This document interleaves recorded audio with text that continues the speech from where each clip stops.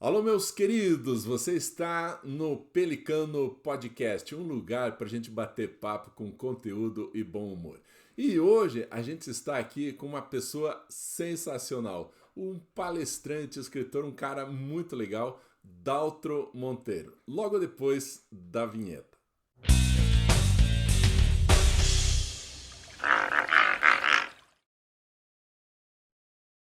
É isso aí, meus queridos. Meus queridos. Então estamos aqui com o Daltro, professor Daltro. Ele veio bater um papo aqui comigo no Pelicano para a gente poder abrir assuntos muito legais em relação à escola, aluno, aprendizagem, ensino e principalmente emoções. Então eu quero te agradecer de coração, Daltro, pela vinda, pela disposição em bater esse papo comigo. E estamos aqui e o papo, então, segue aberto aí. Tudo bem com você, Daltro?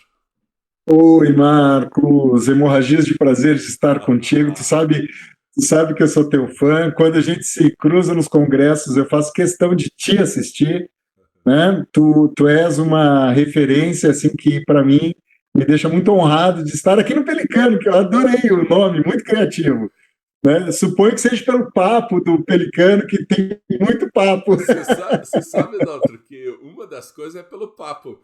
Mas, na verdade, eu estava conversando com o Bioca, que é um cara, um especialista em marketing no Brasil todo. Ele é referência, né, em marketing. E eu conversando com ele, eu falei assim, cara, eu não sei que nome dar a esse canal. Daí ele falou assim, o que significa educação? Daí eu falei assim, educação significa conduzir os alunos na verdade, a palavra mesmo é pelo cano, é conduzir, né? Daí ele falou, pelo cano? Daí eu dei risada, pelo cano. Mas se a gente colocar pelo cano, as pessoas vão confundir com pelicano. Daí ele, é um bom nome. Que Daí, cara, legal! eu fui ver o que significa pelicano, né? O pelicano mesmo. E tem um mito, na verdade uma lenda, não sei como é que chamar isso, católico, que é o seguinte, que o pelicano bica o próprio peito Para para alimentar para que saia sangue para o filhote poder se alimentar em casos em que ele não tenha alimento. outro Então, recurso. Eu cara, já isso ouvi que é isso. pai, né? Daí o meu canal é sobre pai, sobre educação e tal, então vai ser Pelicano. E ficou esse nome, Pelicano. Sensacional. E eu estava, depois que tu me convidaste, eu dei uma boa olhada no Pelicano. Aham. Eu fiquei navegando bastante, né? E eu pensei numa frase para fazer essa abertura de hoje, e Ah, me lembrou uma escrita do médico dos pobres, o Bezerra de Menezes, que ele diz o seguinte: papai e mamãe, só vai, você, papai e mamãe, você só você saberá se acertou ou errou na educação dos seus filhos quando for tarde demais.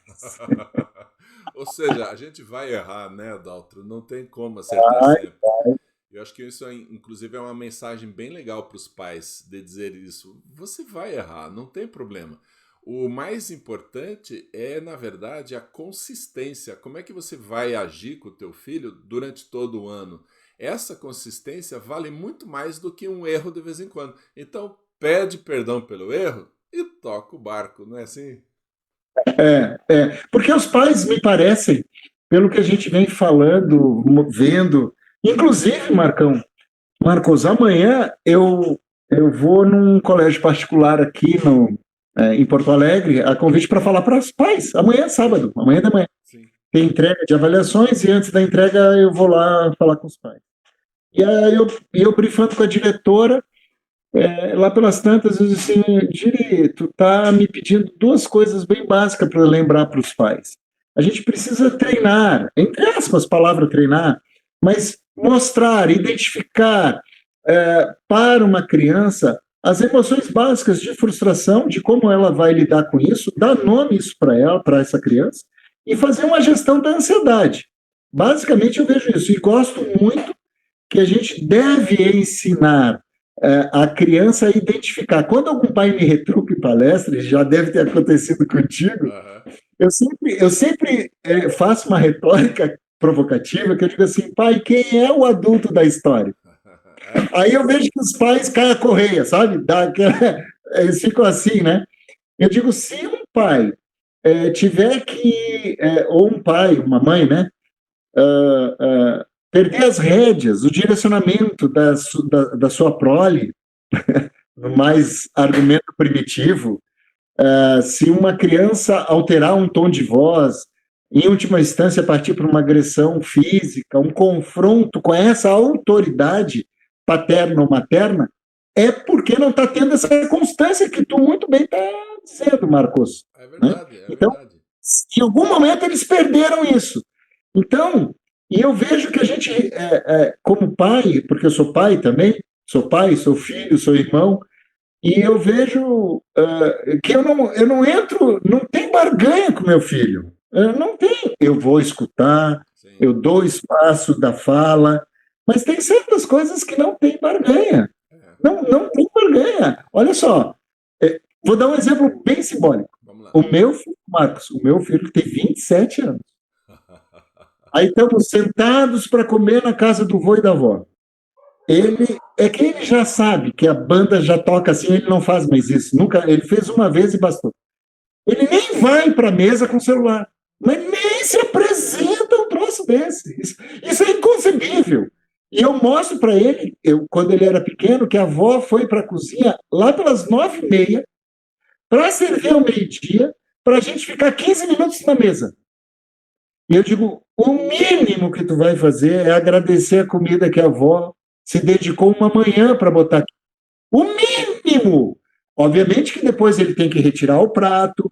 Tudo bem, a avó não deixa ele limpar. Mas o gesto de tirar o prato, É. ajudar no recolhimento da mesa, né? Pedir a bênção da avó e agradecer aquela comida, isso é o mínimo. E isso, Marcos, na minha casa, não tem barganha. Tem que fazer. E hoje eu vejo ele tem 28 hoje. Amanhã ele faz 28, olha a coincidência. Que legal. O meu piá é do dia 5 de julho. Nós estamos gravando no dia 4 de julho, porque isso aqui Agora vai você já ficar entregou a temporal. data. E ele, já nesse início de adultez dele, ele sabe, na casa do vô, na casa do pai, celular, na hora do almoço, não tem negociação. É. Não tem. Acabou.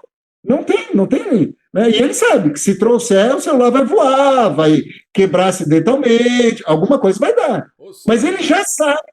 Dalton, não importa a idade, né? Tem algumas regras que elas são eternas, né? A gente não tem que ficar negociando, aceitando as pressões contrárias e tal. Dalton, quando você vai palestrar para pais, o que você tem sentido assim de maior necessidade deles? O que eles têm mais solicitado assim para você? Um título que eu vendo muito nas palestras é Os Pais Bonzinhos, Filhos Folgados, Adultos Relaxados. Bom, Esse é, esse é um bom esse, título. esse é um título que eu logo apresento, assim, que as pessoas adoram, né? Porque o pai confunde a vivência dele de escassez e transmite para o filho a abundância, evitando que esse filho sinta o sentimento de frustração. Isso é um problema grave. Eu estava assistindo um vídeo teu, tu falando do exemplo daquele pai que não, mas eu tenho condições de dar o iPhone para o meu filho de 10 anos, 12 anos. É. Bom, já tem vários erros. Primeiro, porque não estamos falando da condição financeira. Nós estamos falando de um campo da psique. Nós estamos falando de um campo social. Nós estamos falando de um campo a qual o filho dele vai se relacionar com outros filhos que o pai não tem a mesma condição. Então já começou a mudar a conversa. Esse é um primeiro. E segundo, que não gera nenhuma espécie de sabedoria da vida para essa criança, como limite, frustração, que existe hora para tudo. o exemplo simbólico que estamos trazendo é o gesto de dar um celular, né?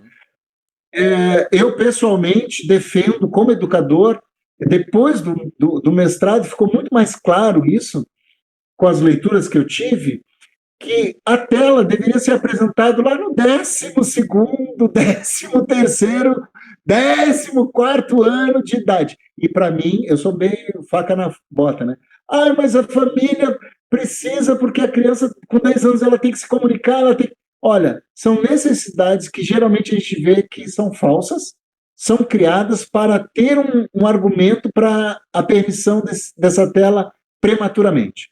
Eu nem entro em barganha com esse tipo de coisa. Celular e tela é depois do 12, 13, 14 anos de idade.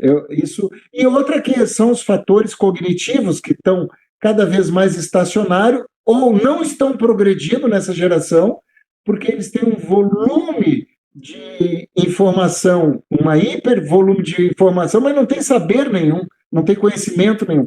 Fora as questões de violência para a criança que a tela vem trazendo, que esse não é meu campo, mas a gente vê que cada vez está mais presente. E respondendo a tua pergunta, Marcos, é ensinar ao pai algo que nós tivemos bastante, e não me interessa se foi bom, ruim, ou de mais ou de menos, eu acho que cada geração de pais traz aquilo que tem, a gente só pode dar aquilo que tem, mas uma coisa é notória, ato de amor é também dizer não, é também dar limite, é também dizer, aqui não é o teu tempo. Ah, mas o meu coleguinha tem. Isso é um problema do pai, do coleguinha, não é o nosso. O nosso problema é o seguinte, eu tenho que te ensinar que agora, mas eu queria agora. Beleza, o que tu está sentindo? Raiva? Não, mas como é que é o nome disso que tu está sentindo se tu quer agora? Né? A criança não vai saber, 10 anos, não vai saber. Olha, isso se chama ansiedade. Tu está ansioso para ter logo o teu telefone. Então, tu vai aprender que o teu telefone vai vir daqui a 2 anos e ao longo desses 2 anos tu vai aprender a gerenciar a ansiedade. Aí nós estamos criando um adulto que tem um subsídio, um alicerce, né? Pelo menos entender as emoções. Então, Marcos, eu vejo que os pais não sabem. Muitos pais não conhecem nem as suas próprias emoções. Mas vamos deixar isso.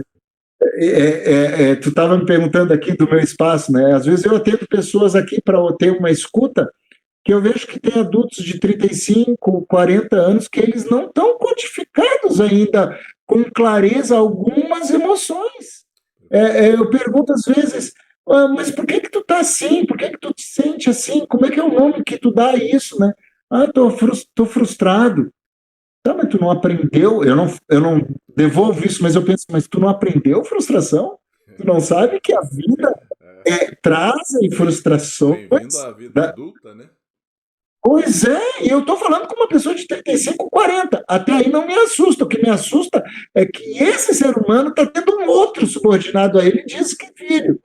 Então, se eu não tenho um cara na adultez que não sabe ensinar, quer dizer, não aprendeu a codificar um sentimento primário, né? Tu imagina, ela vai ter capacidade de ensinar? Não, ela faz o contrário. Ela faz que nem esse jovem. Não, eu tenho dinheiro e dou. Mas não é essa a questão não é a financeira. E tem mais, eu vou um pouco mais além, agora na mesma pergunta que tu me trazes, Marcos. Se esse pai ou se esse adulto não entender as emoções primárias, como raiva, frustração, ansiedade, amor, se ela não a sociedade ensinará. E ensinará dos piores jeitos. Vou dar um exemplo para ser bem pedagógico. Eu estive numa escola no Uruguai, foi sábado. Na volta eu dormi no meio do caminho, porque do Uruguai para cá dá 12 horas, aí eu parei. Aí na manhã seguinte no hotel, eu estava na bandeja do omelete, das salsichas, ou das calabresas picotadas, onde que é a parte quente, né? Do hotel. Eu ia tomar o café para pegar a estrada. Já tinha lecionado no dia anterior, estava voltando para casa e tal. Era um moleque, eu acho que ele tinha entre 11 e 12 anos. E eu estava servindo de omelete, a bandeja do lado, as calabresas em fatia. O moleque, ele pegou e botou a mão dentro para experimentar um, e ele era uruguaio. Eu digo, Aí eu peguei a mão dele, botei, fiz ele pegar a colher, ele pegar uma, botar no pratinho fora, descansar a colher, e eu digo, agora tu come, não aqui dentro. Boa. Nisso, o pai dele viu. Ah. Né? E aí, quando o pai dele viu, o que você passa? Eu, educação. E dei as costas e não dei bola. Mas o que eu estou ilustrando?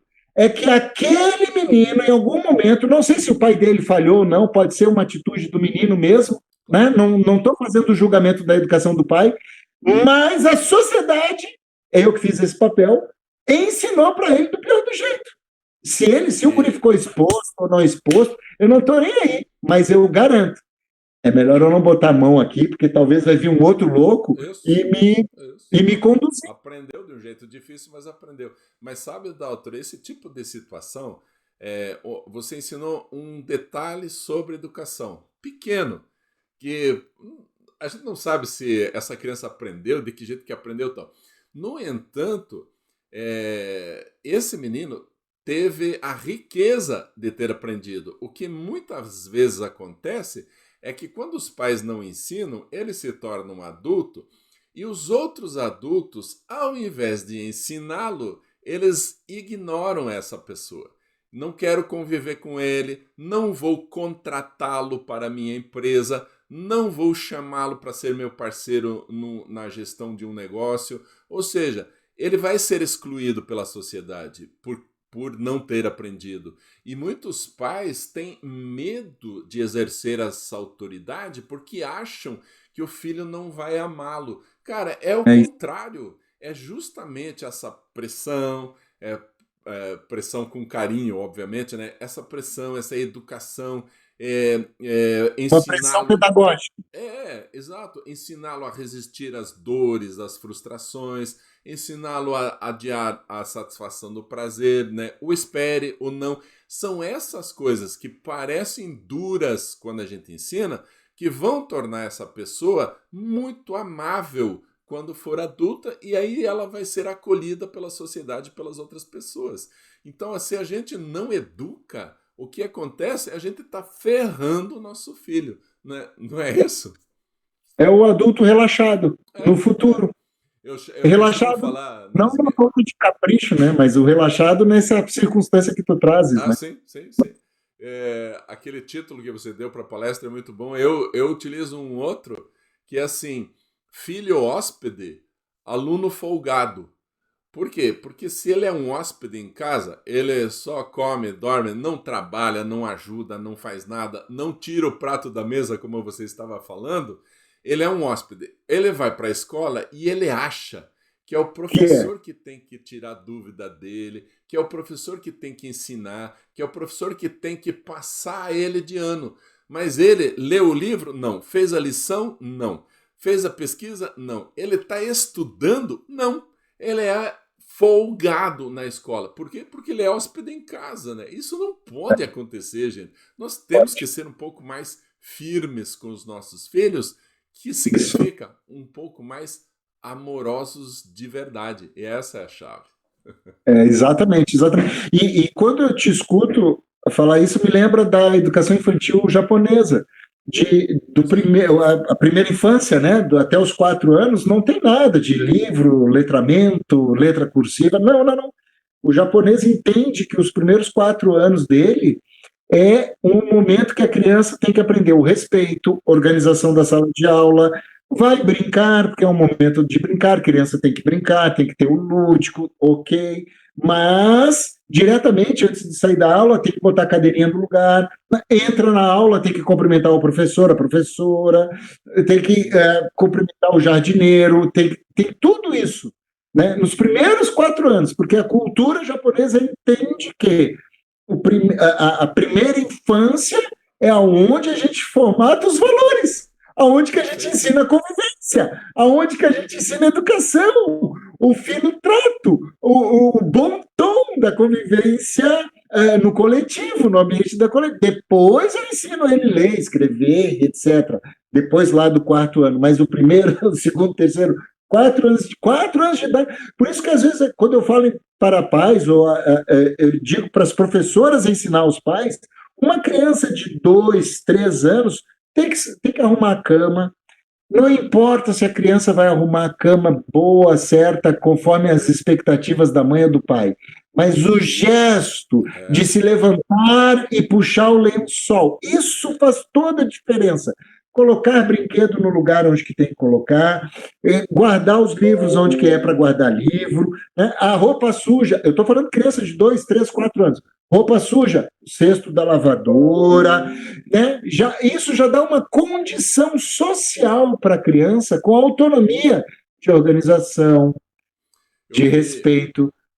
Esse negócio do hóspede, que é justamente quebrar isso do hóspede, que muito bem colocas. Eu vi também no Japão, crianças maiores, né, nas séries seguintes, eles têm uma escala para fazer faxina no banheiro. Então, se a gente tentar colocar esse aprendizado nas escolas brasileiras, a primeira fala, a primeira reação vai ser de papai dizendo assim: meu filho não está sendo educado para ser faxineiro. Eles não conseguem perceber que é aprendendo a ser faxineiro que você vai ser o melhor diretor de uma empresa. Sabe? Eles não conseguem visualizar isso. Então, a gente tem que sempre bater nessa tecla, né? Que a educação, gente, a educação é um grande presente para os nossos filhos. Mas ela começa lá embaixo, aprendendo coisas simples, aprendendo a ser humano, a respeitar o outro. Aqui em Curitiba tem uma grande escola, uma das maiores. Eu nem vou fazer propaganda porque as outras vão brigar comigo. Mas o que eles fazem? O diretor, o coordenador, os professores, ao entrar na escola, eles cumprimentam o guarda, cumprimentam a zeladora, eles têm uma atitude assim altamente respeitosa. Qual é o resultado? Os alunos fazem a mesma coisa, respeitam todo mundo dentro daquela escola. É uma delícia estar lá, porque todo o clima é voltado para o respeito. Não adianta a gente, como adulto, como diretor, coordenador e professor, achar que nós estamos no top, porque daí o que acontece? Os alunos vão se desrespeitar entre si, briga o tempo todo, aí um aluno atrás do outro mandado para a coordenação para a gente dar suspensão aos alunos. Mas o que está ensinando respeito? Ninguém. E aí temos esses problemas. Eu te ouvindo, me lembrou um caso de um camarada, do meio das palestras também, que ele foi fazer um curso na Disney. Aí tinha uma vaga e 10 candidatos, isso é verídico.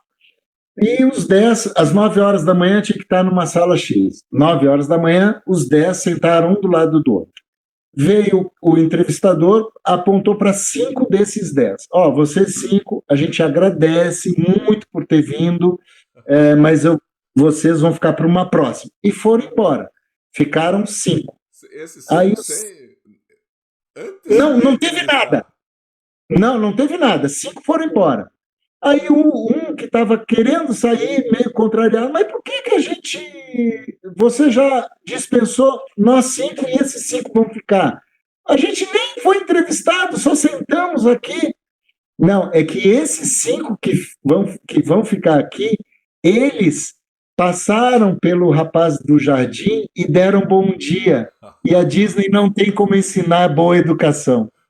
Ou você traz a educação de casa, ou você vai embora. Então, e aqueles 5 nem viram o jardineiro, mas os outros 5 passaram pelo jardineiro, né?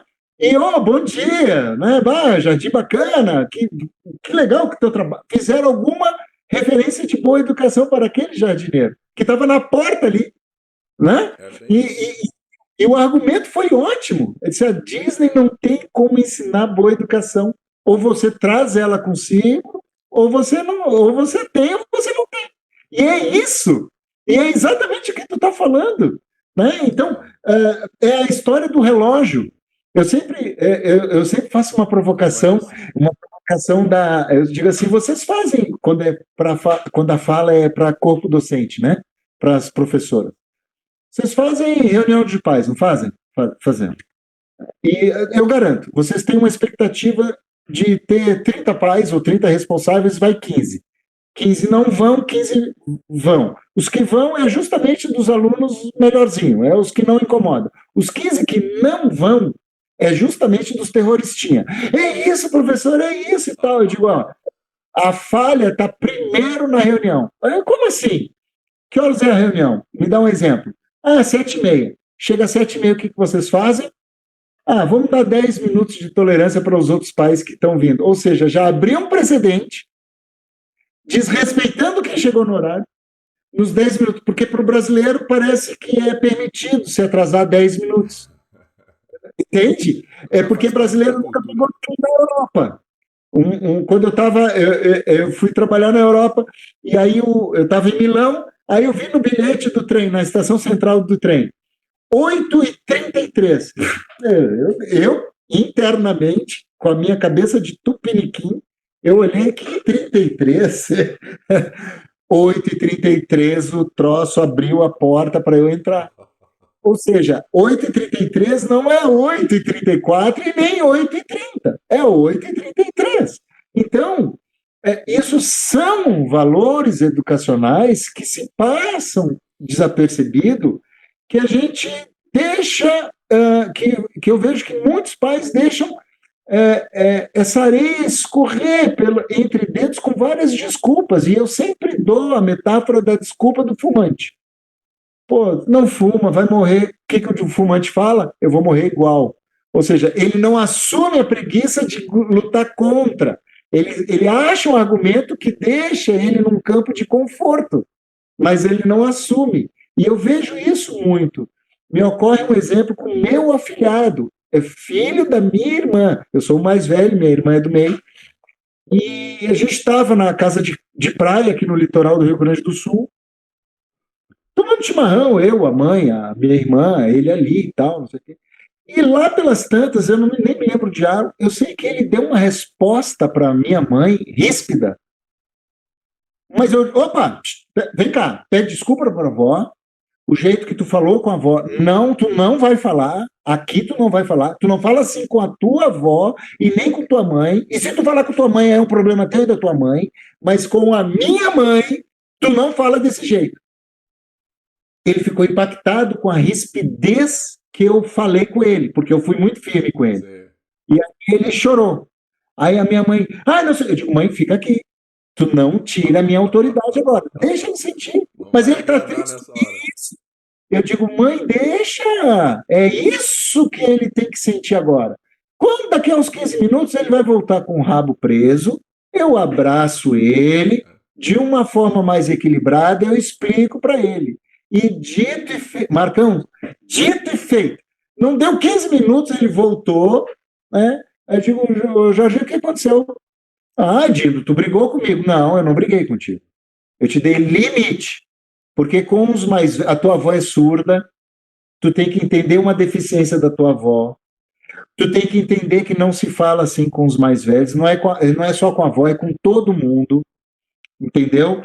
E tu ficou triste porque o Dindo foi duro. Vem cá, me dá um abraço. O Dindo não está brigando contigo. O Dindo está te dando limite. O que tu sentiu foi limite. Mas a minha mãe... Não. Isso tu conversa com a tua mãe. Com o Dindo, não é assim. E é gozado que de lá para cá, toda vez que tá nós três, eu, o meu afilhado e minha mãe, eu vejo pela postura comportamental que ele dá uma pensada na dosagem da fala. Ou seja, exatamente. E aqui com o Dindo, a banda toca rock and roll. Com a mãe, mas aqui é rock and roll. Ou seja, ele já sabe que ali não tem mais. Então já aprendeu. Já aprendeu. E dentro de sabedorias, que eu não quero entrar no campo de religião nenhuma, de nenhum templo, de nenhum rótulo, mas existe uma máxima dos aspectos religiosos que diz, né? Deus também entra na tua vida pela dor. Ah, Então, metaforicamente, o que eu estou querendo dizer é que, sim, às vezes tem que dizer o não, tem que dar limite, sim, por mais que doa no pai e na mãe. é, Pega essa dorzinha, se esconde, desaparece, deixa o filho sentir, identifica para o filho essa emoção, nomeia esse nome, quanto menor, melhor, né? Quanto menor, melhor. Porque depois, na adultez, volta ao nosso início, né, Marcos? Depois, se o pai e a mãe vai ver se acertou ou errou, aí já é tarde demais. é bem por aí. Cara, e esses princípios, né, Daltro, a gente precisa ensinar para os pais, porque infelizmente essa educação que os pais receberam já está deficitária, né, já foi ruim, e agora eles ensinando os filhos está pior ainda. Então a gente precisa resgatar isso, né? Eu costumo dizer nas minhas palestras também, eu sei que você tem dado muita palestra para pais, eu também costumo dizer nas minhas palestras aos pais assim, não tem vergonha, não há vergonha nenhuma em dizer eu não sei como agir com meu filho. Né? Porque daí, se você admite isso, você vai atrás, você procura, você busca, né? Você vem aqui na escola assistir uma palestra, né? E o que tem mais acontecido é que o pior tipo de educação é a negligente, que não está nem aí, É, né? Esse é o que traz mais efeitos negativos para a maturidade emocional das crianças e tal. O pai que não está nem aí. E esse pai, infelizmente, não vem na escola. Aí, quando ele está desesperado, que o filho está aprontando mil, que ele não suporta mais, aí ele vem buscar ajuda. Puxa, mas agora, né? Por que isso não veio antes, né? Uma mamãe me mandou um e-mail, e-mail não, um direct no Instagram, pedindo socorro, pelo amor de Deus, Marcão, me ajude, pelo amor de Deus. É porque o filho estava desrespeitando ela, dando tapa na cara dela e tal, só que os caras já tinham mais de 20 anos, né? Daí, já cara, uma vontade de falar para ela agora que tá desse tamanho, você vem pedir ajuda, né? Claro que eu não faço isso porque eu tenho pena, eu tenho dó, né? Eu tenho muito carinho e muito respeito pelas pessoas que me pedem o ajuda. sentimento de compaixão, Aí o que que eu faço? Eu dou uma orientação do que fazer daqui para frente. E obviamente vai ser muito mais penoso do que teria sido se você tivesse colocado os limites lá atrás desde o começo, né? E eu acho que você tem sentido isso também nas muito, palestras. muito. Eu trago um exemplo, muitos, olha, só muda o endereço ou o estado, mas eu noto, e eu trago uma passagem. O meu filho, ele morou um ano no Canadá, fez intercâmbio. Aham, Ele estava de 16 para 17. Então, quando ele retornou com o ensino médio completo para fazer o vestibular. Logo quando ele retornou, na semana seguinte, pós-vinda, fuso horário, aquela coisa e tal, deu a coincidência de ser uma virada de mês, e eu cheguei com a conta de luz e digo, essa conta de luz é contigo agora. Como assim? Não, sabe o que que é? Só, o pai te educou, tu tem o TOEFL, tu ficou um ano no Canadá, tu tá na minha casa, tu vai fazer vestibular agora, e a conta de luz ela é mais simbólica porque é tu que vai ficar bastante tempo no chuveiro, e é natural que fique, não tem problema nenhum, por isso que a conta da luz vai ser tua. E o pai agora quer fazer tudo o que eu me reprimi em função de você. Então o pai quer fazer o mestrado, o doutorado, eu quero estudar, quero escrever, quero curtir as palestras agora e tal. Só que o pai ficou um pouco limitado até esses primeiros 18 anos da tua infância, da tua juventude e tal, e agora a conta de luz é tua. O pai te garante aí o teu plano de saúde, se tu quiser fazer tua faculdade, tu dá um teu jeito também, porque isso o pai agora vai financeiramente se dedicar a mim, né? E eu quero fazer meus estudos, então a faculdade é contigo, tá tudo. Não, mas pai, eu não tenho emprego. Na hora, eu levantei o telefone e consegui três para ele. Né? Usei da minha influência de palestras em empresa, consegui três. Né? O que eu estava dizendo? Eu poderia pagar a conta de luz? Poderia. Claro. Eu poderia pagar a faculdade particular para ele? Poderia. Entende? Mas não foi, não é, eu vou até pegar emprestado essa tua expressão. E não foi isso que eu vi, mas te ouvindo me caiu essa, cara, tu não é hóspede mais. E até mesmo porque, olha que interessante como são a vida. Mais ou menos, sem perder essa linha do tempo e raciocínio, voltando de uma palestra, eu dormi na direção e capotei o carro. E aí ele lá no hospital, eu digo, ó, tá vendo por que tu tem que pagar a conta de luz? Porque hoje talvez eu não estaria aqui. Cara, que perigo isso, né? Né? Então, o que eu quero dizer para ele? Eu tenho que pensar no adulto que eu estou deixando. Ou tu vira um homem ou um rato, e eu não estou criando. Né? Então, a gente vê que como a vida traz o próprio aprendizado, né? E ele foi lá no hospital, e eu olhei para ele assim, tá tudo bem com o pai, não quebrou nada, vou ficar amanhã, já saio daqui e tal. Mas o que tu está fazendo aquilo? Como assim, pai? Eu vim te ver. Mas por quê? Como assim, pai? Não, e se eu tivesse morrido? Quem é tu? O que tu está fazendo? Para onde tu está indo? Quais são teus objetivos de vida? Quem é o homem que está nascendo aí? Pai, não estou entendendo. Não, mas hoje eu estou falando contigo. Mas se eu não tivesse? Tu ia depender de mim para fazer tua faculdade? Tu ia depender de mim para pagar a conta da luz do chuveiro? Tu vai depender... Quem és tu? E aquilo, claro, eu aproveitei uma situação muito impactante, porque eu tatuei na cabeça dele uma questão de ordem prática, que, cara, ninguém está sujeito a isso. Aonde que eu quero chegar? Eu não sou modelo de pai nenhum, mas os pais têm que entenderem que eles não podem ser egoístas, Marcos. Na hora de ser muito permissivo, na hora de dizer muito sim, na hora de ser muito egoístas na educação dos seus filhos, que um dia eles não estarão mais aqui. E que homem, que mulher tu está deixando para o mundo? Uma pessoa que não sabe lidar com uma frustração, uma ansiedade e que vai ganhar telefone celular do papai e da mamãe? Que tipo né, Dalton, de gente... que para muitos adolescentes falta a percepção de que eles são muito privilegiados, eles têm privilégios demais, falta a percepção disso. Eles olham para a vida, para o entorno deles, achando que eles merecem aquilo, né? Que eles têm direito àquilo. E esse é um grande problema da educação. A gente tem que tirar da cabeça dos adolescentes que eles são príncipes, né? Heróis, guerreiros. Não é nada disso, né? Eles não são isso. Eles são muito importantes. Sim, para a nossa vida eles são importantes, mas eles ainda não são importantes para a sociedade, não são importantes para ninguém mais.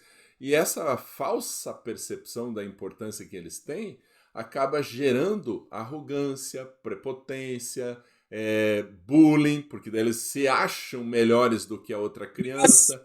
Então a gente tem que cortar isso. Não, você não é mais importante não do que ninguém.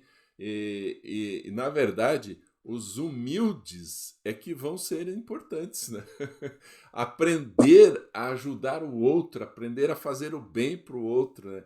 E isso significa, eu sou um privilegiado e com o meu privilégio agora eu posso ajudar outras pessoas. Essa mentalidade é ok, mas eu sou privilegiado, eu sou melhor do que o outro, esse é um problema. É um problema porque o convívio social fica difícil. A gente vê que agora, quando eu estou em palestras há 20 anos, quando eu comecei a palestrar, o problema era o boné em sala de aula, o problema era... Os professores achavam um baita problema esse negócio aí, o problema era... Mas hoje a gente vê, e a violência na escola, naqueles momentos...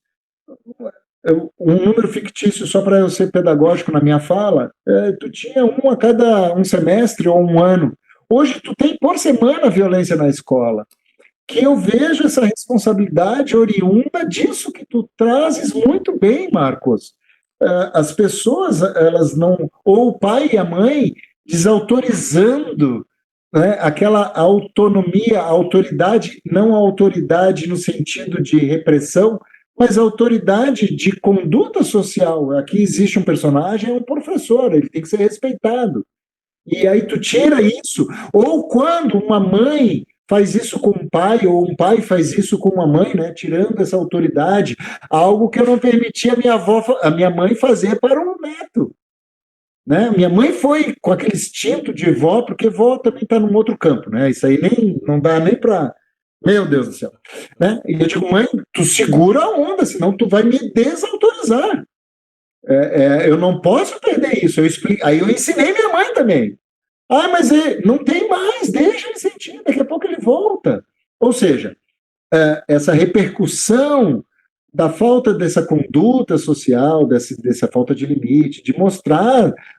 As pessoas se queixam quando. Vamos para o campo da adultez.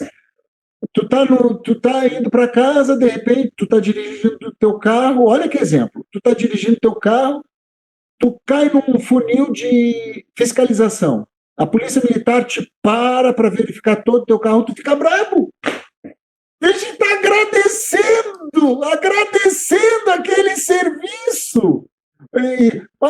Seu policial, muito obrigado por ter parado. O que o senhor precisa? Os seus documentos. Está aqui os documentos. Eu quero olhar o STEP. Olha o STEP aí, seu policial. Se eu não devo nada, eu tenho que agradecer a autoridade que está cuidando de mim.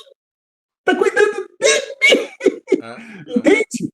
Porque, de repente, minutos atrás, pode ter sido um cara que roubou meu carro e quem parou na blitz foi o bandido ali, foi o assaltante. Aí as pessoas esquecem dessa hierarquia social, não no sentido de ter uma autoridade de repressão, não é isso, mas saber que, se uma autoridade policial uniformizada dentro de uma viatura, numa via pública, me pedir para parar, eu tenho que parar, pelo menos eu tenho que ver o que está acontecendo, né? Eu não posso, eu que mando, né? Sabe com quem eu estou falando? Essa é a frase mais esdrúxula que você pode dizer, né? Você sabe com quem está falando? Ou a frase esdrúxula dos pais, com certeza tu ouviu. Deixa que eu falo, aí eu te livro dessa, Marcos. Sabe quem é que paga teu salário, professor? Mas aí tu me quebra. É um argumento pífio que, na verdade, o pai não está pagando bosta nenhuma, né? Porque se ele está pagando, ele está fazendo, então, uma terceirização da educação dele, porque então ele não tem competência. Eu já vou por esse viés aí, né? Então não é pelo fato de estar pagando, até porque eu posso estar numa rede pública. Então não é essa a questão. A questão de autoridade de um professor, da autonomia daquele professor em sala de aula, dentro do ambiente de uma sala de aula, não pode ser nunca confrontada. Posso barganhar, posso negociar, posso conversar dentro de um campo, dentro de uma questão social de respeito, com conduta, com diretrizes. Né? Eu levanto a mão para pedir a palavra, uma coisa simplória. Deixa eu falar. Né? Então, parece que esses pais que perderam as rédeas de si próprios repercutem nessa nova geração. Essa nova geração, essa turma, quando eu falo para os pais, eu digo assim, pais presentes aqui nesse auditório, você que está com 43, 40, 35, 30 anos, é para você que eu vou falar agora. Olha, comece as orações. Porque vocês estão falhando. Eu boto mesmo o crachá do negócio, né? Quem está acima dos 45, 50, talvez tenha uma chance diferente. Talvez. Aí eu uso aquela ideia da geração Z, da geração. Por quê? Porque exatamente o que tu falaste agora há pouco, né, perderam a mão, o discernimento da meritocracia, que vários pedagogos falam mal, porque são mal colocados essa palavra. Eu brigo com os nossos colegas de congresso que a meritocracia ela tem o seu valor quando se sabe utilizar ao seu favor. Tanto é que a gente vê isso muito evidente em escolas como tu trouxeste, da conduta educacional de respeito, a gente vê isso muito presente nas escolas civil-militar, a gente vê muito presente em escolas confessionais, porque existe ainda um resquício pedagógico bem feito sobre essa meritocracia. Que parece que as coisas têm que vir para nós como um favor.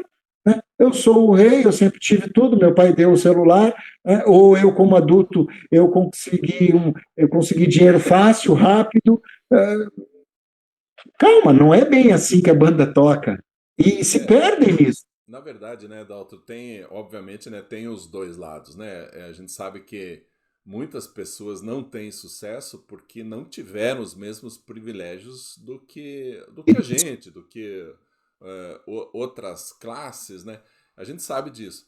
Mas dentro do espaço onde você está, você não estaria se não tivesse lutado para isso, né? Então, assim, tem muita gente que fala, quando falam para mim, por exemplo, mas vo- você é branco, né? Eu sou muito branco, exageradamente branco. Você é branco, você é rico, você tem faculdade, não sei o quê. Claro que você está numa posição diferente dos demais. Aí eu costumo dizer assim, eu sei que fui privilegiado em um monte de coisas e agradeço a Deus e a minha família por isso. Mas deixa eu te contar um detalhe. E aí eu trago uma historinha que é o seguinte. Quando eu era criança, eu e os meus irmãos, nós éramos em 5 branquelos. E a gente tinha, na mesma rua, uma outra família de branquelos também. Era assim, éramos 9. Os 9 pareciam todos iguais. Né? Tudo aquelas cabecinha branca, fazendo réstia no sol. Nariz vermelho, descascando sempre, porque a gente não tinha protetor solar. Então a gente era assim. Desses 9, um único fez mestrado, que fui eu. Não estou querendo dizer que eu sou melhor do que os outros, mas o que aconteceu? Aquela outra família, nenhum deles foi para a faculdade. Eles não quiseram. Eles tinham as mesmas condições. Eu era pobre, eles também eram pobres. A gente tinha as mesmas condições, a mesma cor, a mesma classe social, a mesma cidade, o mesmo entorno. A gente tinha tudo igual. Então não dá para dizer que eu era privilegiado em relação a eles. Posso dizer que eu sou privilegiado em relação a muitas outras pessoas de outras classes. Mas ali, não. Então, o que acontece? Existe competição, existe concorrência, existe injustiça, existe mérito, existe um monte de coisa, né? Existe privilégio, tem tudo isso. Mas, se eu não lutar dentro do espaço onde eu estou, eu não vou para frente. E muitos adolescentes, muitos jovens acham que precisam receber ajuda para subir na vida. Claro que a ajuda vai, entre aspas, ajudar. Mas se eu não fizer a minha É, parte, eu não vou para frente. E, é. infelizmente, a gente tem que ensinar isso para os pais, porque os pais não estão passando isso para os filhos. Filho, você tem que lutar, você tem que batalhar, você tem que ir para frente e respeitar aqueles que não conseguiram estar onde você está. É essa a chave, não é, Dalton? É isso, cara. E, Marcos, e sempre quando tem esses argumentos em sabatinas, por exemplo, de perguntas e respostas, porque, tu sabe, eu vou te livrar de novo. Em ambientes, principalmente de corpo docente, sempre tem um professor, pelo menos é comigo que acontece, contigo não acontece isso. Mas eu sempre tenho um professor que parece que fica com aquela cara, parece que está cheirando cocô, né? Aquela cara assim, criticando a palestra, assim, já pelo aspecto comportamental, não? Ele parece que não precisa mais ouvir mais nada. E aí, quando você abre para perguntas e respostas e vem alguém nesse campo, para mim, eu digo assim, ó, use as mesmas sandálias que eu usei e caminhe pelos mesmos caminhos que eu galguei e depois fale se eu, Daltro, tive ou não tive privilégio. Porque geralmente essa acusação ela vem de uma forma totalmente assim subjetiva, no sentido de não sabe não sabe a minha história. Estamos ali na vitrine, no sentido de palestrante ou de formadores, de educadores, a qual eles não ficam expostos, então eles ficam numa zona de conforto muito. Isso serve para os pais também, obviamente. Né? Protegidos, e reitero ainda, né, dizendo assim: olha, eu, por exemplo, para entrar no meu mestrado que eu queria aqui em educação, Marcos, eu tomei pau 5 anos. 5 anos. Rodei nas provas seletivas 5 vezes, porque é só em agosto, entende? Fui aluno especial, assim, minguando, pedindo pinico para o meu futuro orientador, que seria o meu futuro orientador, deixa eu assistir essa aula, entende? Eu, na época, eu morava em Caxias do Sul, na região serrana do Rio Grande do Sul.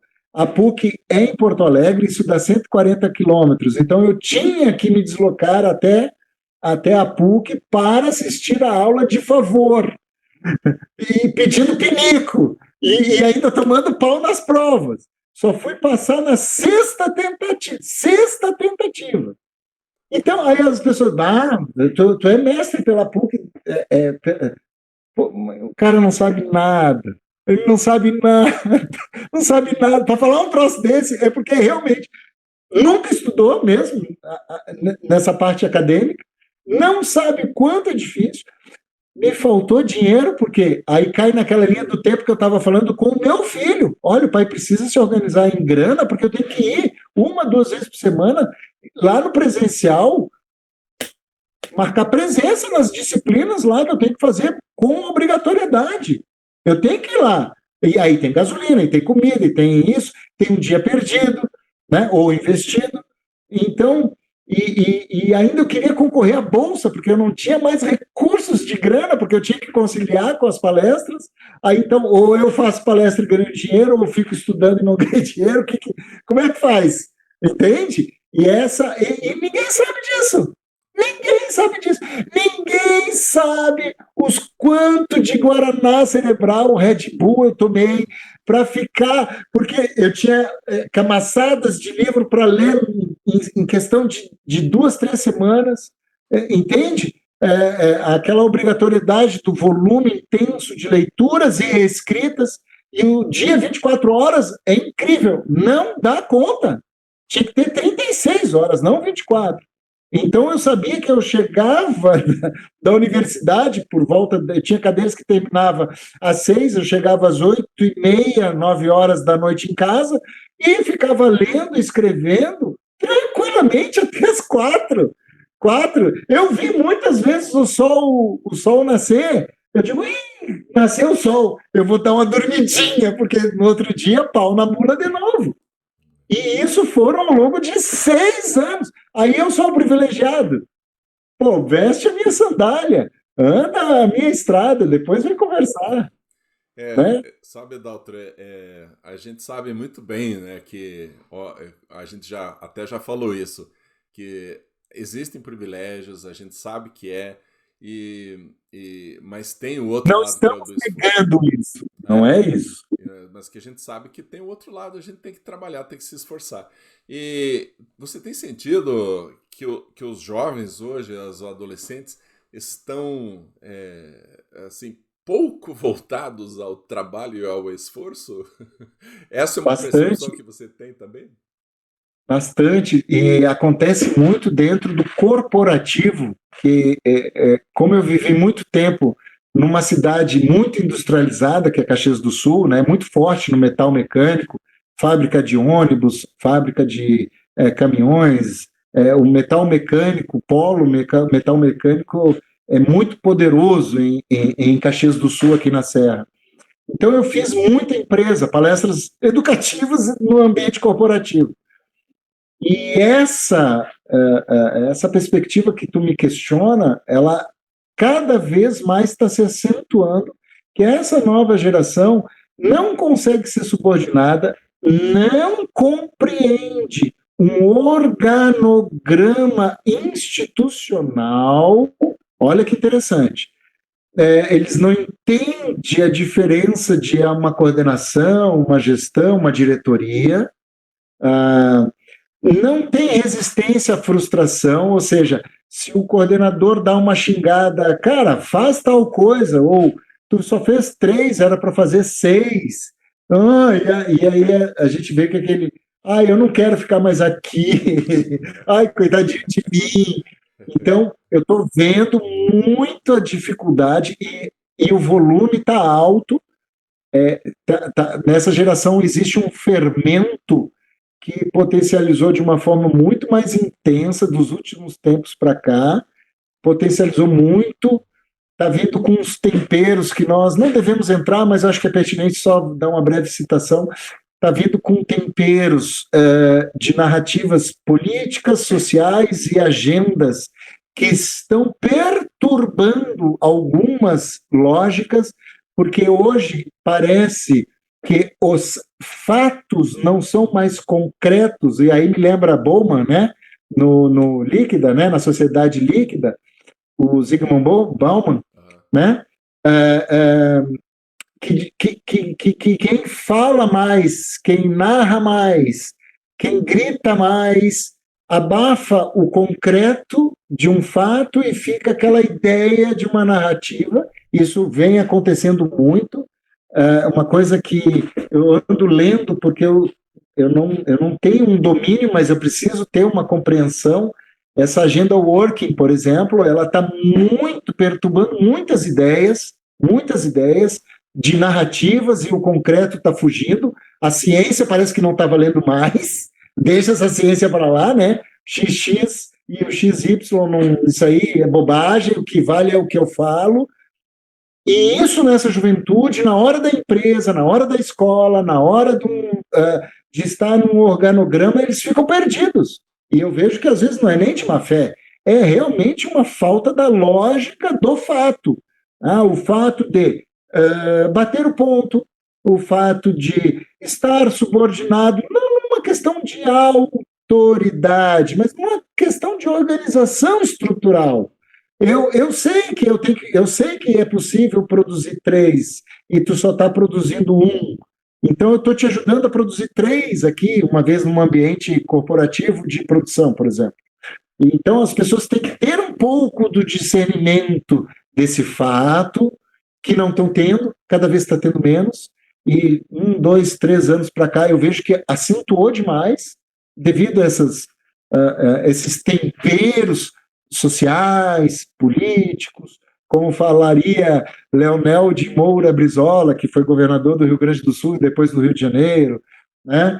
Ele usava uma expressão nos anos 70 que ele dizia: depende dos interesses. Então, eu vejo que essa misturança de coisa, que eu só dei alguns temperos aqui, deixam essa molecada perdida. Eu vejo também que os pais dessa geração um pouco entendem isso e têm uma ansiedade do ganhar o dinheiro, porque parece que com a internet a facilidade de ganhar dinheiro ficou muito mais rápida. Só que a gente vê pelas histórias, e eu vi um estudo britânico maravilhoso.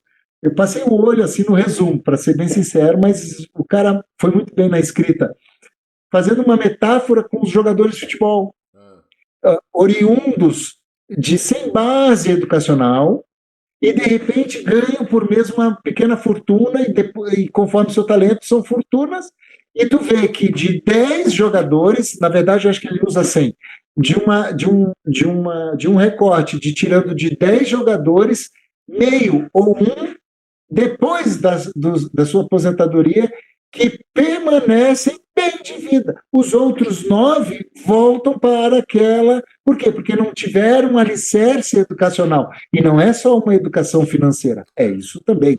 Mas é uma base educacional que no teu discurso, logo no nosso início, tu fizeste uma pincelada, Marcos, que eu gostei muito, que é o seguinte: se esse sujeito tivesse uma base e tivesse essa demanda, essa fortuna, o que tu faz com todos os dias 5 do mês com 5 milhões de euros? Cara, se tu não canalizar essa energia financeira para ajudar uma árvore infinita de seres humanos, é óbvio, mas é lógico que tu vai se perder. E a gente vê que essa juventude, que eles falam com boca cheia, né? Eu sou influência digital. Eu sempre digo para o meu filho, ó, o teu pai é influência analógico. Eu sou influência analógico, né? O influência digital ganha tanto, no sentido de se estivermos falando só em dinheiro, né? Ganha, e o que acontece em 3, 4, em curto prazo, né? Ou é depressivo, não sabe para onde vai, não tem propósito de vida. Me lembra muito, quando eu falo isso, o Victor, o autor da Busca em Sentido, Frankl, do Holocausto, que foi lá, né? Falta o propósito que Viktor Frankl traz muito bem naquela literatura Em Busca de Sentido, né? Uma literatura assim que eu chego a me arrepiar, porque é muito gostosa a ideia do que ele traz de propósito de vida. Então, é fácil de ganhar, mas eu não tenho propósito. Eu não tenho propósito. Se eu já ganhei tudo, o que me resta? Resta ficar depressão. Então, aí a gente vê muito, e vamos falar bem baixinho, porque isso tem que abafar, né? Tem que ter cuidado, mas a gente está vendo que existe uma demanda de suicídios muito intensa. A gente está vendo um volume intenso dessas gerações, e eu estou botando essa galera mesmo agora no pacote, de 40 para baixo. Pode ter de 40 até os 15 anos de idade, com altos índices de depressão, falta de propósito de vida, não sabem o valor de pensar no próximo. Me ocorre uma frase da Joana de Ângeles, trazida por Divaldo Franco, que ela diz o seguinte: quando eu me organizo no meu tempo para enxugar a lágrima do próximo, eu não tenho tempo para chorar. Então, as pessoas se esquecem do movimento do ato de caridade, do ato de cuidar do outro. A coisa mais difícil que eu tenho para o jogador de futebol é ter um volume intenso de dinheiro. Quantas pessoas poderiam estar se beneficiando? Entende? E me ocorre esse exemplo porque semana passada, retrasada, voltou a chover e alagou de novo algumas cidades aqui, ficou complicado aqui no Rio Grande do Sul, né? E o Dunga, ele mora aqui em Porto Alegre, ele tem um movimento muito intenso de ajudar as pessoas com cesta básica e tal, né? Para ele não falta nada. Não é porque ele é famoso, foi campeão da Copa, não. É porque ele entende, na cabeça dele. Veja, eu estou falando de um jogador, a seleção teve 24, mas eu só estou falando de um. Então, parece que esse britânico que escreveu sobre isso, ele tem razão nessa proporcionalidade. Então, se eu entendo que eu não vou estar bem, se o meu contexto social não está bem também, como é que eu vou conseguir galgar num caminho de constância, felicidade, se é só o meu umbigo que vale? Então, eu vejo que muitos pais também, de tudo que nós falamos, também esquecem de mostrar para os seus filhos o poder de a gente olhar ao próximo. Em Caxias do Sul, eu vou falar disso agora porque já passou e estou numa outra perspectiva. Mensalmente eu tinha adotado uma casa de repouso de longa duração. Então, tu sabe do que eu vou falar, né? Tu vai saber muito bem. Às vezes chega a diretora da escola, do estado, professor, faz uma palestra. E a escola do estado nunca tem dinheiro, natural. Mas eu me nego a fazer palestras de graça. E aí eu proponho sempre, prof, eu quero que cada professor que vai me assistir traga uma embalagem com 12 unidades de caixa de leite. Vai ser o ingresso deles para me assistir. Essa é a minha proposta. Topa, sem obrigar o professor a pagar o ingresso. Que eu até adorava quando 1, 2, 3 não traziam a caixa de leite. Porque no meio da minha palestra eu mostrava as imagens da casa de repouso. Antigamente nós chamávamos o asilo. o leite. Aí eu digo, ó, sabe por que vocês trouxeram leite? Não é para mim não, viu? É para essas pessoas. Aí eu fiz um vídeo que sensibilizava, né? E tinha professores, meu Deus, o professor, onde que é esse asilo que eu tô até sentindo de não ter trazido, né? Eu botava nele um sentimento de culpa mesmo. Por quê? Para agregar valor ao meu trabalho. Mas por que isso? Que eu estou te contextualizando isso, Marcos? Porque quando eu ia levar os leites ao asilo, o meu filho ia lá carregar a caixa de leite comigo, sem Isso. dizer nada. Sem dizer nada. Não precisa ser dito nada. É? Entende? Eu só pegava, Luigi, ali está a merendeira dos vovô e vovó, obedece ela, vê onde que é para botar esses leites. Só isso. E deixava ele paleteando lá as caixas de leite. Enquanto eu falava alguma coisa, ficava com algum idoso ali, alguma coisa nesse sentido. Porque o valor de caridade, ele precisa também estar nas perspectivas emocionais, na educação, na inteligência. Não gosto muito, mas é muito. É o pai da. Tive aula com ele pessoalmente, inclusive na PUC, o Daniel Goleman. É a inteligência emocional. É você mostrar isso de ordem prática, que a gente também tem que pensar no próximo. Perfeito. Entende? Né? E vou além. E vou além. Às vezes, num outro asilo que a gente ia, não precisamos disso, precisamos daquilo. Aí o meu filho assim, pai, a gente veio ajudar e ainda recebe pedrada. Aí eu digo, indulgência ao próximo, filho. Veja o que é a palavra indulgência no dicionário, e essa pessoa está nos dando uma lição. Nós não estamos fazendo por ela, nós estamos fazendo primeiro é por nós. Se ela está aberta a receber, fechada a não receber, isso é um problema emocional dela. Nós estamos aqui porque nós acreditamos num exemplo que veio aqui à Terra.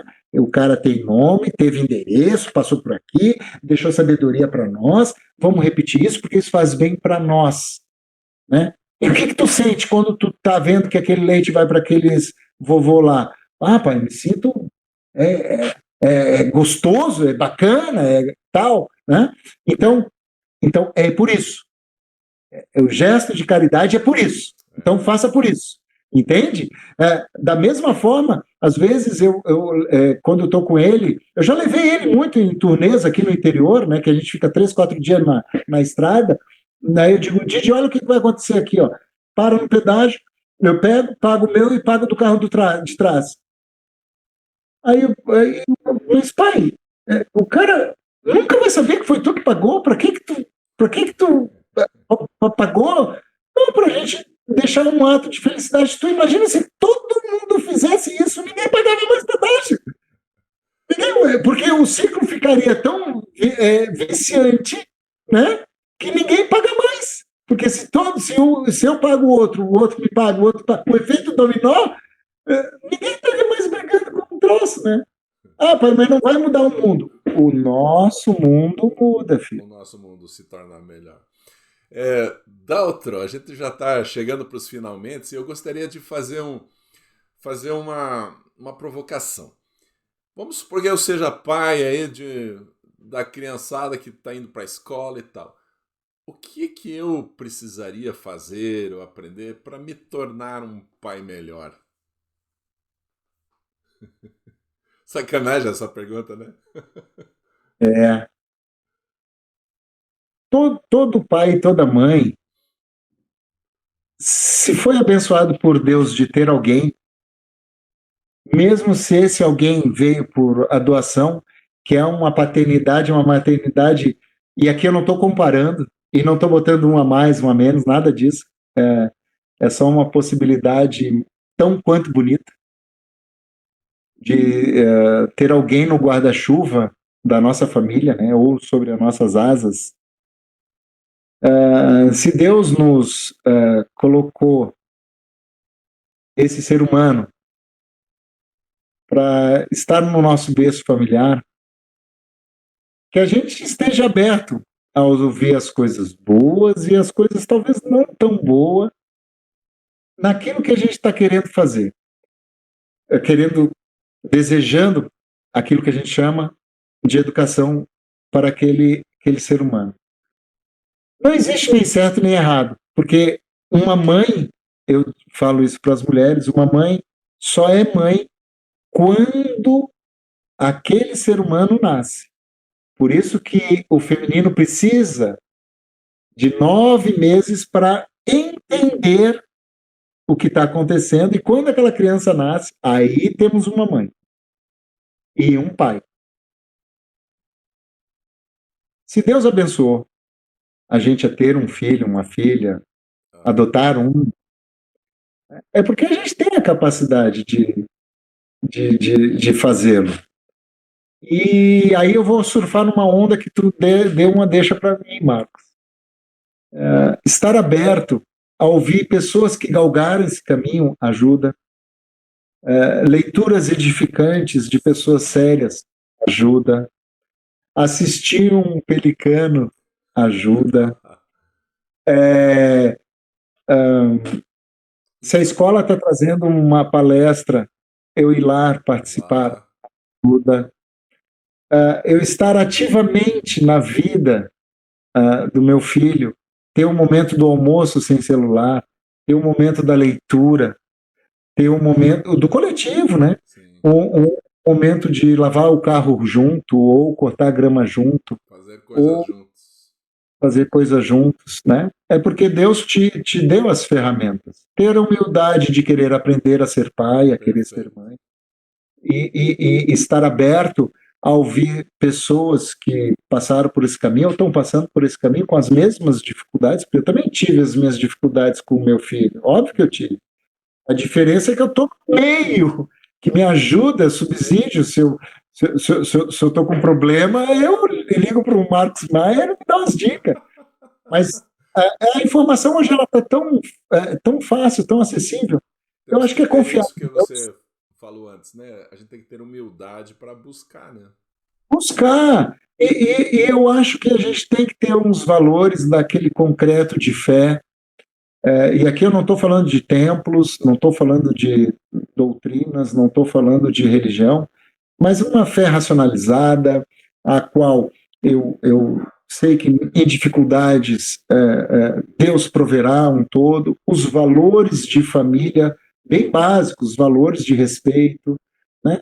Essas condições que haverão frustrações, haverão dificuldades, e que todos são super bem-vindos se eu olhar isso como uma forma pedagógica, né? Então, eu acho que todo pai e toda mãe que tem um ser para... É porque Deus já permitiu isso.